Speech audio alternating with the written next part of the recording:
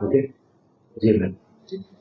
ફરિયાદીનો phone કોઈ ખોટી link મોકલીને એમનો ફોન હેક કરીને 10.5 લાખ રૂપિયા જેટલા એમને પાસેથી પડાવ્યા. એ ગુનામાં અમે લોકોએ સાયબર ક્રાઇમ સેલ એક ડિટેક્શન કરી હતી 12મા મહિનામાં, જેમાં રાજેશ્વર સ્વાઈન કરીને એક માણસ છે, એમની ધરપકડ કરવામાં આવેલ હતી. એમની પૂછપરછ કરવાથી ખબર પડી કે ખરેખર રાજેશ્વરનું કામ હતું ક્રેડિટ કાર્ડ જે ફ્રોડ કરનાર ગેંગ છે એમને આપવાની, પણ એક ડિરેક્ટલી લિંક નહોતું.